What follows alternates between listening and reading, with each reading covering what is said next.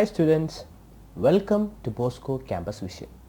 I am Clinton Clement, Assistant Professor, Department of Commerce, Don Bosco College, Kottayam. In this lecture, we will be discussing about risk assessment, the third step involved in the process of risk management. In the risk management process, after risk identification and risk analysis, risk assessment is done to study its likely impact on the project. The process of risk assessment updates and enhances the project's risk criteria, risk register and risk treatment plans. അപ്പോൾ risk management പ്രോസസ്സിൻ്റെ മൂന്നാമത്തെ സ്റ്റെപ്പായിട്ട് നമ്മൾ conduct ചെയ്യുന്ന പ്രോസസ്സാണ് risk assessment എന്ന് പറയുന്നത്. കൃത്യമായിട്ട് ഓരോ റിസ്കിനെയും നമ്മൾ ഐഡൻറ്റിഫൈ ചെയ്ത് അനലൈസ് ചെയ്ത ഓരോ ഇൻഡിവിജ്വൽ റിസ്കിൻ്റെയും ഇമ്പാക്റ്റ് ആ പ്രോജക്റ്റിൽ എത്രത്തോളം റിസ്ക് ഉണ്ട് എന്ന് കണ്ടെത്തുന്ന ഒരു സ്റ്റഡീനെയാണ് നമ്മൾ റിസ്ക് അസസ്മെൻറ്റ് എന്ന് പറയുന്നത്. ഒരു റിസ്ക് അസസ്മെൻറ്റ് വഴി ആ ഒരു പ്രോജക്റ്റിൻ്റെ റിസ്ക് ക്രൈറ്റീരിയനെയും റിസ്ക് രജിസ്റ്റേഴ്സിനെയും ഏത് രീതിയിലാണ് റിസ്കിനെ ട്രീറ്റ് ചെയ്യേണ്ടത് എന്നുള്ള കാര്യങ്ങളിലെല്ലാം ഒരു അപ്ഡേഷൻ നടത്താനും അതിന് തക്കതായ എൻഹാൻസ്മെൻറ്റ് നടത്താനുമെല്ലാം നമ്മൾ റിസ്ക് അസസ്മെൻറ്റ് പ്രോസസ് ഹെൽപ്പ് ചെയ്യും. Risk assessment refers to the evaluation of the potential impact of risk on the projects, which helps to update and enhance the project risk criteria and risk treatment plans.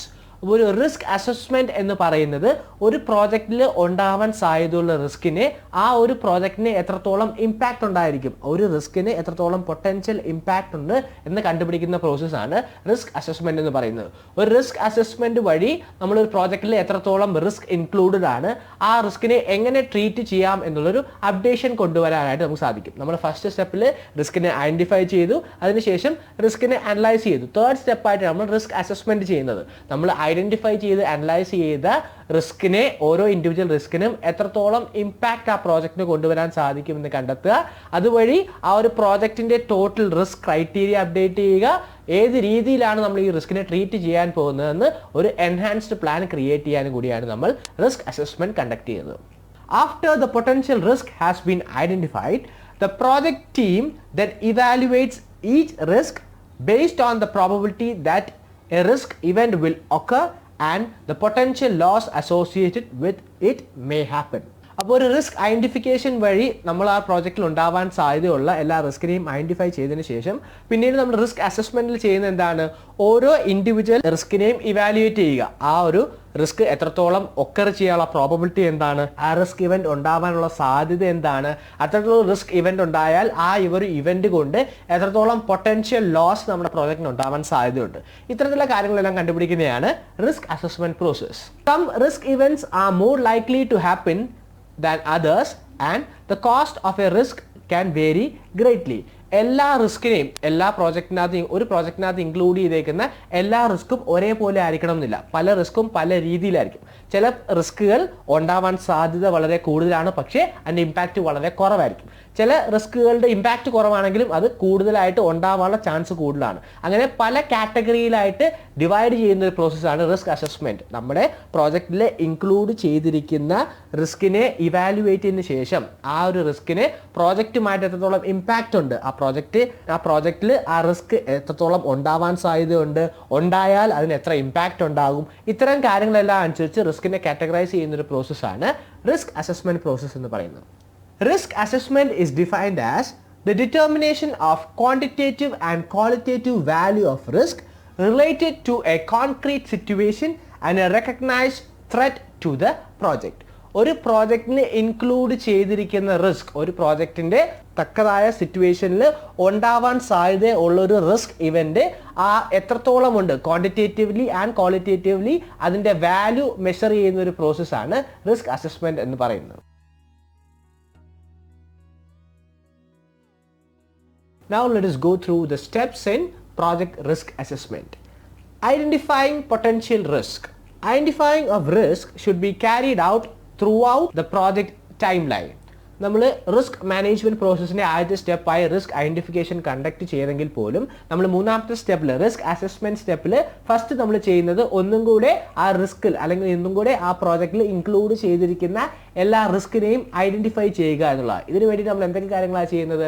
ആ project related ആയുള്ള historical ഡേറ്റാസിനെ evaluate ചെയ്യും. ആ പ്രോജക്റ്റിന്റെ സ്റ്റേക്ക് ഹോൾഡേഴ്സിനെ brain storming, interviews, അങ്ങനെ പല techniques use ചെയ്ത് potential റിസ്കിനെ identify ചെയ്യുകയാണ് risk assessment first സ്റ്റെപ്പായിട്ട് നമ്മൾ ചെയ്യുന്നത്. Analysing risk. This steps entails examining the probability of risk, how a risk event may impact project objectives and outcomes, and the appropriate steps that can be taken to mitigate the negative effects of risk. അപ്പോൾ second സ്റ്റെപ്പിൽ risk അസസ്മെന്റിന്റെ second സ്റ്റെപ്പിൽ നമ്മൾ ചെയ്യുന്നത് risk analysis ആണ്. ഒരു പ്രോജക്റ്റിൽ ഉണ്ടാവാൻ സാധ്യതയുള്ള റിസ്കിന്റെ പ്രോബബിലിറ്റി കണ്ടുപിടിക്കുക. ആ ഒരു റിസ്ക് ഉണ്ടാവാനുള്ള സാധ്യത പ്രോബബിലിറ്റി കണ്ടുപിടിക്കുക. റിസ്ക് ഉണ്ടാവുകയാണെങ്കിൽ ആ റിസ്ക് എത്രത്തോളം പ്രോജക്റ്റ് ഒബ്ജക്റ്റീവ്സിനെയും പ്രോജക്റ്റിന്റെ ഔട്ട്കമ്മിനെയും എഫക്ട് ചെയ്യും, അതിന്റെ ഇമ്പാക്ട് കണ്ടുപിടിക്കുക. പിന്നീട് എന്തൊക്കെ അപ്രോപ്രിയേറ്റ് സ്റ്റെപ്സ് യൂസ് ചെയ്തുകൊണ്ട് അതിന്റെ നെഗറ്റീവ് എഫക്റ്റ് കുറയ്ക്കാൻ പറ്റും, ആ റിസ്കിന് ഉണ്ടാവുന്ന നെഗറ്റീവ് എഫക്ട്സിനെ എങ്ങനെ കൺട്രോൾ ചെയ്യാൻ പറ്റും എന്നെല്ലാം അനലൈസ് ചെയ്യുന്ന സ്റ്റെപ്പാണ് സെക്കൻഡ് സ്റ്റെപ്പിൽ അനലൈസിംഗ് റിസ്ക് എന്ന് പറയുന്നത്. Determining the risk response. This may mean incorporating the risk factors in the project plan and schedule, increasing the funding for the project or budget, adding more manpower and resources to the project. Third സ്റ്റെപ്പിൽ നമ്മൾ ചെയ്യുന്നത് determining the risk response ആണ്. Risk response എന്ന് ഉദ്ദേശിക്കുന്നത് ഒരു പ്രോജക്റ്റിലെ project manager എത്രത്തോളം കാര്യങ്ങൾ ശ്രമിച്ചാലും, എത്രത്തോളം റിസ്ക് മാനേജ്മെന്റ് പ്രോസസ് കണ്ടക്ട് ചെയ്താലും റിസ്കിനെ കംപ്ലീറ്റ് ആയിട്ട് അവോയ്ഡ് ചെയ്യാൻ പറ്റില്ല. അതുകൊണ്ട് തന്നെ നമ്മൾ എലിമിനേറ്റ് ചെയ്യുന്നതിനെക്കാട്ടിലും ആ ഒരു റിസ്കിനെ നമ്മുടെ പ്രോജക്റ്റിൽ ഇൻക്ലൂഡ് ചെയ്തുകൊണ്ടുള്ള ഒരു പ്ലാനിങ് ആണ്, റിസ്ക് റെസ്പോൺസ് പ്ലാൻ ആണ് നമ്മൾ ചെയ്യേണ്ടത്. ആ റിസ്കിനോട് എങ്ങനെ റെസ്പോണ്ട് ചെയ്യാമെന്നുള്ള പ്ലാനാണ് നമ്മൾ ചെയ്യേണ്ടത്. അതുകൊണ്ട് തന്നെ നമ്മൾ ചെയ്യുന്നത് എന്താണ്? ആ ഒരു റിസ്ക് ഫാക്ടറിനെ നമ്മുടെ പ്രോജക്റ്റിന്റെ പ്ലാനോടുകൂടി ഇൻകോപ്പറേറ്റ് ചെയ്യുക. നമ്മുടെ പ്ലാൻ ചെയ്യുമ്പോൾ തന്നെ ഇത്തരത്തിലുള്ള റിസ്ക് ഫാക്ടറിനെ എങ്ങനെ റെസ്പോണ്ട് ചെയ്യാമെന്ന് പ്ലാൻ ചെയ്യുക, അതിനനുസരിച്ച് ഷെഡ്യൂൾ ചെയ്യുക, അതിനാവശ്യമായ ഫണ്ട് ഇൻക്രീസ് ചെയ്യുക. പ്രോജക്റ്റിന്റെ റിസ്ക്കും കൂടി ഇൻക്ലൂഡ് ചെയ്യുമ്പോൾ അതിനാവശ്യകരമായ ബഡ്ജറ്റ് ഇൻക്രീസ് ചെയ്യുക, കൂടുതൽ മാൻ പവർ ആൻഡ് അതർ റിസോഴ്സിനെ ഇൻക്രീസ് ചെയ്യുക. ഇത്തരം കാര്യങ്ങളിലെല്ലാം കൂടിയാണ് നമുക്കൊരു റിസ്കിനെ ഓവർകം ചെയ്യാൻ പറ്റുള്ളൂ. അപ്പോൾ തേർഡ് സ്റ്റെപ്പിൽ റിസ്ക് അസസ്മെന്റിന്റെ തേർഡ് സ്റ്റെപ്പിൽ നമ്മൾ ചെയ്യുന്നത് ഡിറ്റർമിനിങ് ദ റിസ്ക് റെസ്പോൺസ് ആണ്. ഒരു റിസ്കിനോട് എങ്ങനെ റെസ്പോണ്ട് ചെയ്യണമെന്ന് തീരുമാനിക്കുകയാണ്. Documenting risk. Project folder of file needs to be created at the end of each project to provide transparency and awareness of the project's timeline, workflow and risk. ഒരു പ്രോജക്റ്റിന്റെ completion period ആകുമ്പോഴത്തേക്കും എന്ത് create ചെയ്യണം എന്നാണ് പറയുന്നത്? ഒരു project risk folder, അല്ലെങ്കിൽ എന്താണ് ആ ഒരു ഫോൾഡറിൽ ഇൻക്ലൂഡ് ചെയ്തിരിക്കുന്നത്? ഒരു പ്രോജക്റ്റിനകത്ത് എന്തൊക്കെയാണ് റിസ്ക് ഉണ്ടായിരുന്നത്, അതായത് ഒരു പ്രോജക്റ്റ് കംപ്ലീറ്റ് ചെയ്യുന്ന സ്റ്റേജിൽ നമ്മൾ പ്രിപ്പയർ ചെയ്യുന്ന ഒരു ഡോക്യുമെന്റ് ആണ് പ്രോജക്റ്റ് റിസ്ക് ഫോൾഡർ എന്ന് പറയുന്നത്. അതായത് കൃത്യമായുള്ള ഡേറ്റാസ്, ആ ഒരു പ്രോജക്റ്റിൽ എന്തൊക്കെയാണ് റിസ്ക് ഇൻക്ലൂഡ് ചെയ്തിരുന്നത്, ആ റിസ്കിനെ എങ്ങനെയാണ് ഓവർകം ചെയ്തത്, ഏതൊക്കെ രീതിയിലാണ് അതിനെ മാനേജ് ചെയ്തത്, ഇത്തരത്തിലുള്ള ഡോക്യുമെന്റ്സ് എല്ലാം കൂടെ ഒരു ഫയൽ അല്ലെങ്കിൽ ഒരു ഫോൾഡർ ആയിട്ട് ക്രിയേറ്റ് ചെയ്ത് വെക്കുകയാണ് നമ്മൾ റിസ്ക് അസസ്മെന്റിൽ തേർഡ് സ്റ്റെപ്പിൽ ചെയ്യുന്നത്. എന്തിനു വേണ്ടിയിട്ടാണ് ചെയ്യുന്നത്? ഫർദർ മറ്റ് ഇനി വരും കാലങ്ങളിൽ പുതിയ പുതിയ പ്രോജക്ട്സിൽ റിസ്കിനെ ഐഡന്റിഫൈ ചെയ്യാനും അതിനാവശ്യകരമായിട്ടുള്ള റിസ്കിനെ മിറ്റിഗേറ്റ് ചെയ്യാനും എല്ലാം ഈ ഒരു ഡോക്യുമെന്റ് യൂസ് ചെയ്യാൻ പറ്റുക എന്നൊരു രീതിയിലാണ് റിസ്ക് ഡോക്യുമെന്റേഷൻ ചെയ്യുന്നത്.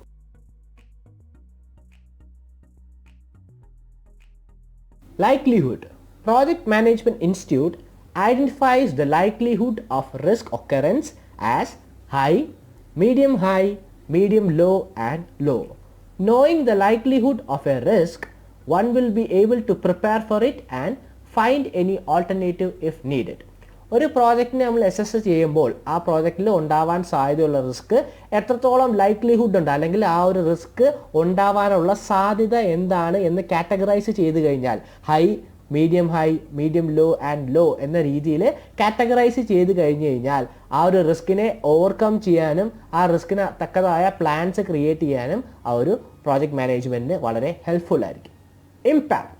An effective project planning will have a project risk assessment matrix of the various levels of impact of a risk. It may be categorized as catastrophic, critical and marginal. ഒരു പ്രോജക്റ്റിന് നമ്മൾ identify ചെയ്ത റിസ്കിന്റെ impact എത്രത്തോളം ഉണ്ട് എന്ന് identify ചെയ്ത് കഴിഞ്ഞാൽ, അല്ലെങ്കിൽ അതിനെയും കാറ്റഗറൈസ് ചെയ്ത് കഴിഞ്ഞാൽ, 3 കാറ്റഗറൈസ് ആണ് ഡിവൈഡ് ചെയ്തേക്കുന്നത്: കാറ്റസ്ട്രോഫിക്, ക്രിട്ടിക്കൽ ആൻഡ് മാർജിനൽ. എത്രത്തോളം ഇമ്പാക്റ്റ് ഉണ്ടാവോ അതനുസരിച്ചാണ് 3 കാറ്റഗറി ആയിട്ട് ഡിവൈഡ് ചെയ്തിരിക്കുന്നത്. അപ്പോൾ ഇത്തരത്തിലൊരു കാറ്റഗറി ആയിട്ട് ഡിവൈഡ് ചെയ്യുകയാണെങ്കിൽ ആ പ്രോജക്റ്റിന്റെ ഏത് കാറ്റഗറിയാണെന്ന് ഐഡന്റിഫൈ ചെയ്ത് അതിന് തക്കതായ പ്ലാനിംഗ് പ്രോസസ്സ് നമുക്ക് കണ്ടക്ട് ചെയ്യാൻ പറ്റും. Determining probability. The probability of occurrence of each risk has to be determined. Each risk has to be rated with high, medium or low probability. അപ്പോൾ നമ്മൾ ഒരു പ്രോജക്റ്റിൽ ഇൻക്ലൂഡ് ചെയ്തേക്കുന്ന ഓരോ റിസ്കിനെയും ഐഡൻറ്റിഫൈ ചെയ്തതിന് ശേഷം ഓരോ റിസ്ക്കും ഉണ്ടാവാൻ സാധ്യതയുള്ള പ്രോബബിലിറ്റി ഹൈ പ്രോബബിലിറ്റി ആണോ, മീഡിയം പ്രോബബിലിറ്റി ആണോ, ലോ പ്രോബബിലിറ്റി ആണോ എന്ന് ഐഡൻറ്റിഫൈ ചെയ്ത് കഴിഞ്ഞാൽ ആ റിസ്കിനെ നമുക്ക് കൺട്രോൾ ചെയ്യാനായിട്ട് എളുപ്പമായിരിക്കും. അപ്പോൾ ഇത്രയും സ്റ്റെപ്സ് ഒക്കെയാണ് നമ്മളൊരു റിസ്ക് അസസ്മെൻറ്റ് പ്രോസസ്സിനകത്ത് കണ്ടക്ട് ചെയ്യുന്നത്. നമ്മൾ ഇന്നത്തെ ക്ലാസ്സിൽ റിസ്ക് മാനേജ്മെൻറ്റ് പ്രോസസ്സിൻ്റെ മൂന്നാമത്തെ സ്റ്റെപ്പായ റിസ്ക് അസസ്മെൻറ്റിനെ കുറിച്ചാണ് പഠിച്ചത്. ഒരു പ്രോജക്റ്റിന് ഉണ്ടാവാൻ സാധ്യതയുള്ള റിസ്കിൻ്റെ ഇമ്പാക്റ്റ് എത്രത്തോളം ഉണ്ട് എന്ന് ഐഡൻറ്റിഫൈ ചെയ്യുന്ന ഒരു പ്രോസസ്സാണ് റിസ്ക് അസസ്മെൻറ്റ്.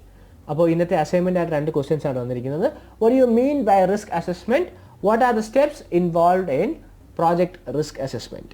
അപ്പോൾ ഇന്ന് പറഞ്ഞ കാര്യങ്ങളെല്ലാം മനസ്സിലായി എന്ന് വിശ്വസിക്കുന്നു. Thank you for listening. Have a nice day.